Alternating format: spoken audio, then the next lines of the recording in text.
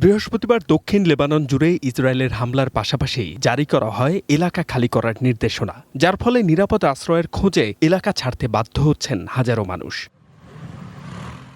গণমাধ্যম জানায়, দেশটির দক্ষিণাঞ্চলে নতুন করে ইসরায়েলের হামলায় বহু হতাহত হয়েছে। নিহতদের মধ্যে রয়েছেন একই পরিবারের ৬ সদস্য।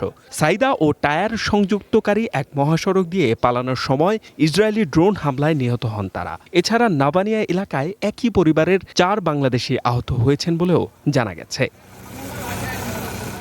সম্প্রতি দক্ষিণ লেবাননের বিভিন্ন আবাসিক এলাকা, সড়ক ও বেসামরিক স্থাপনায় হামলা আরও জোরদার করেছে ইসরায়েল। গত কয়েকদিনে দক্ষিণ লেবানন ও পশ্চিম বেকা উপত্যকায় একাধিক হামলায় নিহত হন আরও কয়েকজন লেবানিজ সেনা।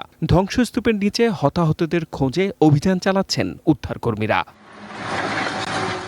এদিকে টায়ার ও আশপাশের বিস্তীর্ণ এলাকা খালি করার নির্দেশ দিয়েছে ইসরায়েল। বাসিন্দাদের অবিলম্বে এলাকা ছেড়ে জাহরানি নদীর উত্তরে সরে যেতে বলা হয়েছে, যা লেবানন ইসরায়েল সীমান্ত থেকে প্রায় ৪০ কিলোমিটার দূরে।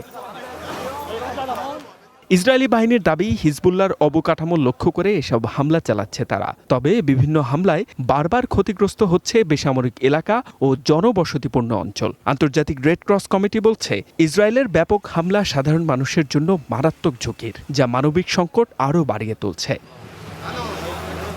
H M Ataullah, one international desk.